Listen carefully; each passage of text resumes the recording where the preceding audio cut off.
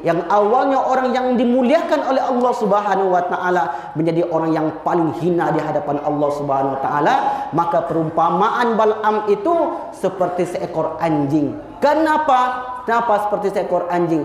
Karena dia telah mendustakan ayat-ayat Allah Subhanahu wa taala. Mungkinkah berlaku kepada negeri kita, ke atas negeri kita? Mungkin saja kalau ada ulamanya yang demikian, yang lebih memperturutkan kehidupan dunianya dan menggadaikan kehidupan agama mereka. Maka dalam hadis akhir zaman disebutkan, yakhruju fi akhir zaman rijalun, akan muncul orang-orang yang di akhir zaman itu para pemuka agama, yalbisuna dina bidunya, mereka mengganti, menukarkan, menggadaikan kehidupan agama mereka untuk mendapatkan kehidupan dunia mereka.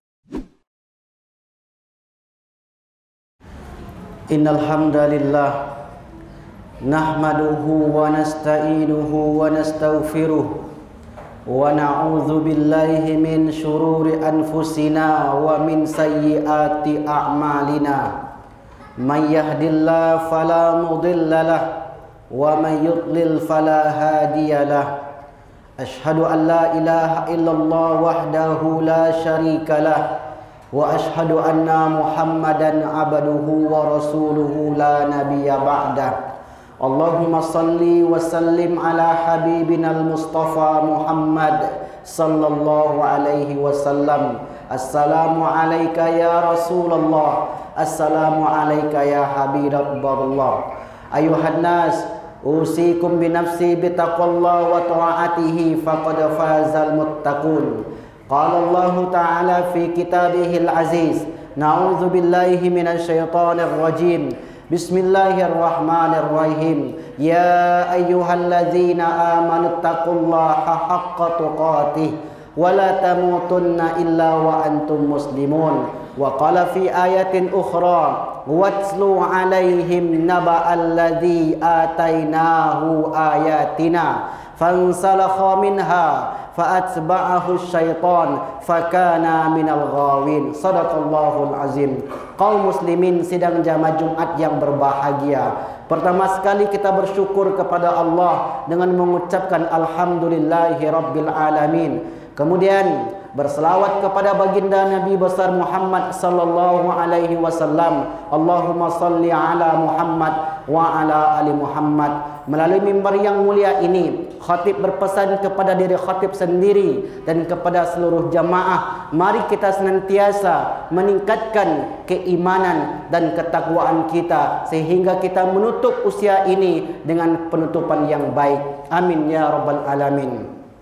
Kaum muslimin sedang jamaah Jumat yang dimuliakan Allah Subhanahu wa taala. Di awal tadi khatib mengutip satu ayat yang terdapat di dalam surat Al-A'raf, ayat yang ke-175 dan 176, di mana Allah Subhanahu wa taala berfirman, "Watlu 'alaihim naba'alladzi atainahu ayatina fansalakha minha fa'atba'ahu syaitan fakana minal ghawin walau syi'na la rafa'na biha walakinnahu akhlada ilal ardi wa atba'ahu hawa famathaluhu kamathalil qalb in tahmil alaihi yalhas aw tatrukuhu yalhas dzalika mathalul qaumil ladzina kadzdzabu bi ayatina faqasusil qasas la'allahum yatafakkarun." Allah berfirman yang artinya, dan bacakanlah kepada mereka berita orang yang telah kami berikan kepadanya ayat-ayat kami, yaitu pengetahuan tentang kitab suci Alkitab.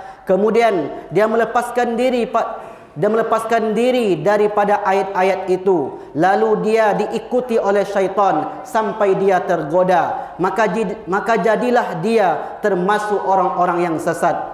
Dan kalau kami menghendaki, sesungguhnya kami tinggikan derajatnya orang yang diberi Alkitab tadi dengan ayat-ayat itu, tetapi dia cenderung kepada dunia dan menurutkan hawa nafsunya yang rendah. Maka perumpamaan Orang seperti itu seperti seekor anjing. Jika kamu menghalaunya, diulurkannya lidahnya. Dan jika kamu membiarkannya, dia tetap mengulurkan lidahnya juga. Demikian itulah perumpamaan orang-orang yang mendustakan ayat-ayat kami.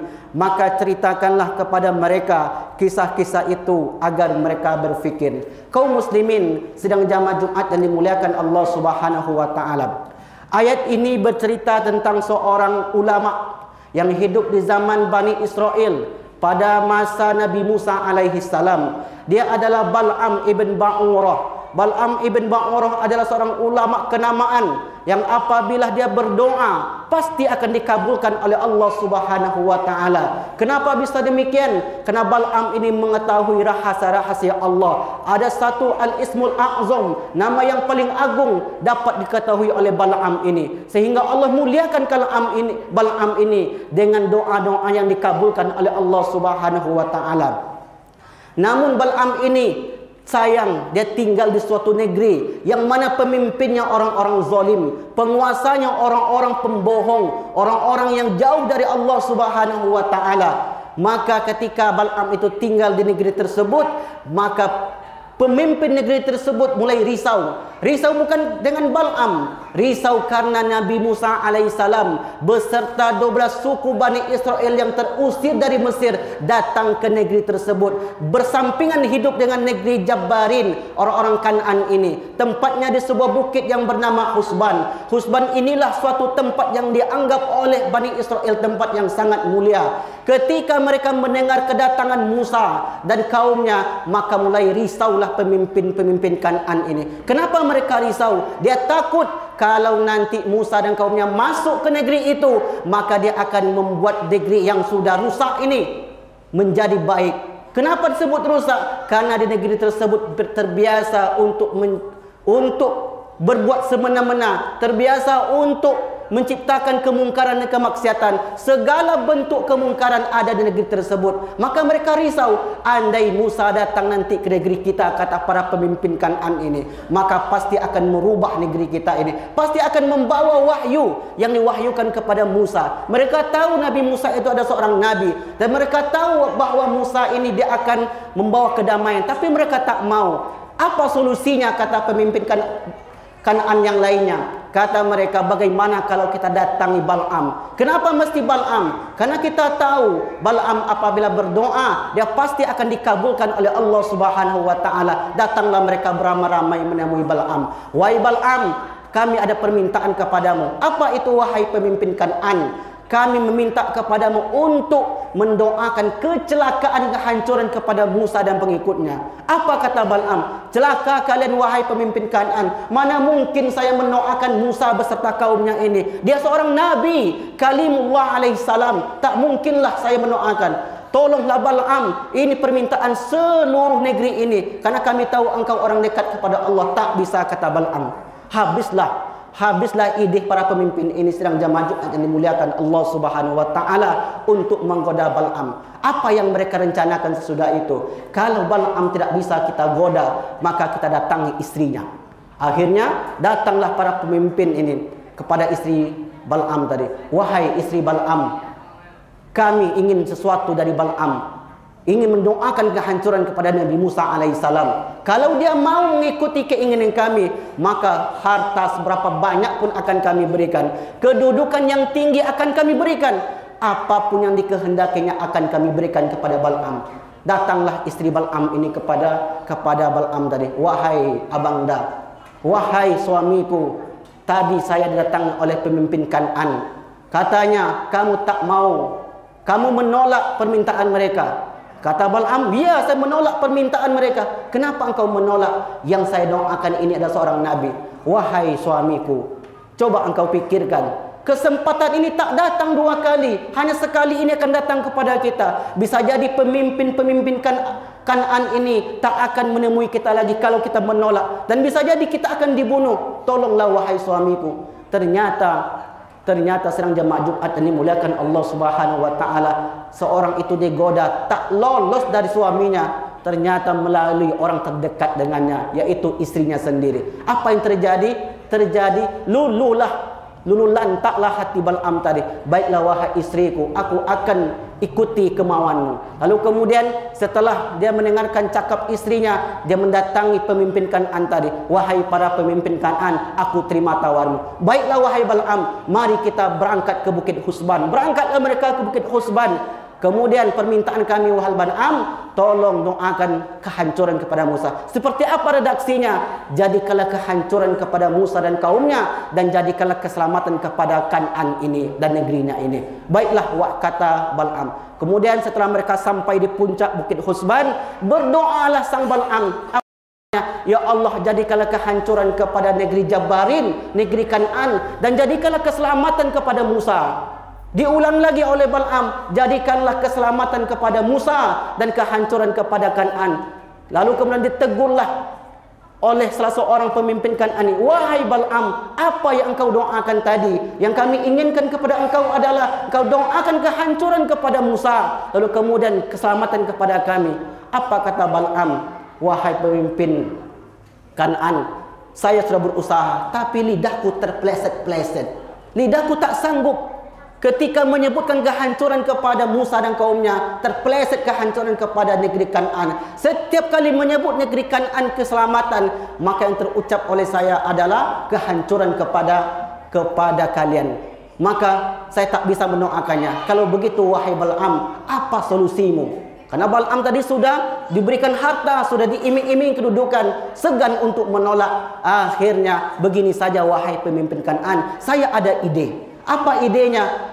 Mereka itu kan baru saja dari Mesir. Mereka meninggalkan anak istri mereka. Bagaimana kalau kita datangkan wanita-wanita cantik, gadis-gadis cantik kita ke negeri tersebut? Kita hantarkan kepada mereka, kita hias mereka secantik-cantiknya, lalu kemudian kita beri mereka dagangan as-sil'ah. Ternyata ide untuk menggoda laki-laki melalui perniagaan perempuan itu sudah pernah diwacanakan oleh Bal'am jauh-jauh hari di zaman Nabi Musa alaihissalam. Ternyata ide itu berhasil, kaum muslimin yang dimuliakan Allah Subhanahu wa taala. Sampailah perempuan-perempuan Kan'an ini, karena mereka sangat cantik sekali. Salah seorang yang bernama Kisti binti Suar mendatangi salah seorang pemimpin 12 kabilah Bani Israel yang bernama Zamri ibn Shalum. Zamri ibn Shalum ini sudah lama meninggalkan istrinya. Ketika dia melihat perempuan yang cantik, tak tahannya. Kemudian dia datang kepada Musa. Wahai Musa, semua permintaanmu selama ini telah aku tunaikan, telah aku turuti. Tapi kali ini tak bisa wahai Musa. Kalau engkau marah-marahlah wahai Musa. Apa permintaanmu wahai Zamri ibn Shalum? Permintaan saya, bolehkah saya dengan perempuan ini? Apa yang kamu lakukan? Saya sudah lama tak bertemu dengan keluarga saya. Tidak boleh, haram, karena itu zina, kata Musa alaihissalam. Tapi ternyata betul. Saya sudah menduga wahai Musa, engkau pasti menolaknya. Apapun penolakan kau tak terima dengan apa yang aku lakukan, tetap saya lakukan juga. Akhirnya mereka melakukan perbuatan maksiat. Sedang jamaah Jumat yang dimuliakan Allah Subhanahu wa taala. Setelah beberapa lama mereka tinggal di Husban, di Bukit Husban tersebut, datanglah wahyu kepada Nabi Musa alaihissalam. Apa wahyunya? Untuk meninggalkan negeri Husban tersebut. Ketika mereka hendak keluar, mereka tak bisa keluar. Yatihuna fil ardi arba'ina sana. Mereka berputar-putar di negeri tersebut selama 40 tahun. Orang dekat Nabi Musa alaihissalam yang bernama Fanhas datang kepada Musa. Wahai Musa, kenapa kita ini? Kita sudah berusaha untuk keluar dari negeri ini, tapi kenapa kita tak bisa keluar? Ada apa? Ada yang salah? Di mana salahnya? Lalu kemudian kata Musa, coba cek, adakah di antara pemimpin kabilah kita ini melakukan kemaksiatan? Rupanya Zamri ibn Shalum tadi yang melakukan kemaksiatan. Kalau begitu, bawa ke sini, pancung dia. Akhirnya betul dipancung oleh salah seorang pemuka Bani Israel yang 12 ini. Lalu kemudian setelah selesailah urusannya, datangkanlah oleh Allah penyakit taun kepada Nabi Musa dan kaumnya tersebut. Kaum muslimin sedang jamaah Jumat yang dimuliakan Allah Subhanahu wa taala. Apa hikmah dari kisah Bal'am ini? Hikmah yang pertama adalah ternyata orang itu bisa saja digoda dengan harta. Bisa tak mampu dengan harta, mungkin dengan kedudukan. Tak mampu dengan kedudukan, mungkin dia orang yang kuat, tetapi orang yang berada di sekelilingnya, orang yang berada di sekitarnya mungkin bisa dipengaruhi oleh pemimpin-pemimpin tersebut. Ternyata itu yang berlaku kepada Bal'am. Apa kisah hikmah yang kedua? Hikmah yang kedua adalah ketika suatu negeri, suatu daerah, suatu kaum itu yang melakukan kemaksiatan, yang diazab bukan satu orang, tapi yang diazab adalah seluruh orang yang berada di negeri tersebut. Maka oleh karena itu, ketika kita berpikir, bukan saya yang melakukan kejahatan, bukan saya yang melakukan kemungkaran, itu kan pribadi dia, biarkan saja dia demikian. Maka dalam Islam tidak benar demikian. Ketika seorang man ra'a minkum munkaran falyughayyir bi yadihi, ketika seorang melihatkan kemungkaran, maka cegahlah dengan tangannya. Fa illam yastati' fa bilisani, kau tak mampu juga, fa biqalbi, dzalika adhaful iman, itulah selama-lama iman. Kaum muslimin sedang jamaah Jumat ini muliakan Allah Subhanahu wa taala. Maka oleh karenanya berdasarkan kisah Bal'am ini, yang awalnya orang yang dimuliakan oleh Allah Subhanahu wa taala menjadi orang yang paling hina di hadapan Allah Subhanahu wa taala, maka perumpamaan Bal'am itu seperti seekor anjing. Kenapa? Kenapa seperti seekor anjing? Karena dia telah mendustakan ayat-ayat Allah Subhanahu wa taala. Mungkinkah berlaku kepada negeri kita, ke atas negeri kita? Mungkin saja kalau ada ulamanya yang demikian, yang lebih memperturutkan kehidupan dunianya dan menggadaikan kehidupan agama mereka. Maka dalam hadis akhir zaman disebutkan, yakhruju fi akhir zaman rijalun, akan muncul orang-orang yang di akhir zaman itu para pemuka agama, yalbisuna dina bidunya, mereka mengganti, menukarkan, menggadaikan kehidupan agama mereka untuk mendapatkan kehidupan dunia mereka. Fa'tabiru ya ulil absar la'allakum turhamun.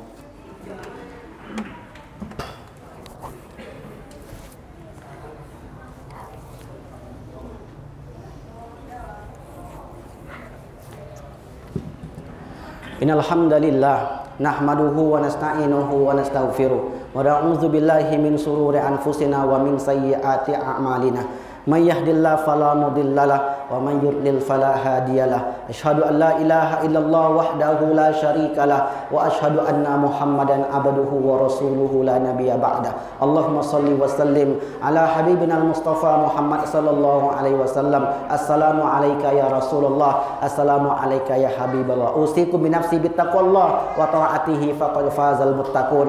Qala Allah ta'ala fi kitabihil aziz, na'udzu billahi minasyaitonir rajim. Bismillahirrahmanirrahim. Wal asri innal insana lafi khusr illal ladzina amanu wa amilus solihat wa tawassaw bil haqqi wa tawassaw bis sabr. Wa qala innallaha wa malaikatahu yusholluna 'alan nabi. Ya ayyuhalladzina amanu sallu alaihi wa sallimu taslima. Allahumma ighfir lil mu'minina wal mu'minat wal muslimina wal muslimat al ahya'i minhum wal amwat bi rahmatika ya arhamar rahimin. Rabbana afri' alaina sabra wa thabbit aqdamana wansurna 'alal qaumil kafirin. Allahumma arinal haqqa haqqan warzuqna ittiba'ah wa arinal batila batila warzuqna ijtinaba. Allahumma ansur ikhwanana al mujahidin al mazlumin fi kulli budan wal makan min masyarikiha ila magharibiha ya arhamar rahimin. Rabbana atina fid dunya hasanah wa fil akhirati hasanah wa qina adzabannar. Ibadallah, innallaha ya'muru bil adli wal ihsan wa ita'izil qurba wa yanha 'anil fahsya'i wal munkari wal baghi ya'izukum la'allakum tadhakkarun. Fadhkurullaha yadhkurkum washkuruhu 'ala ni'amihi yazidkum wa la dzikrullahi akbar. Aqimis shalah.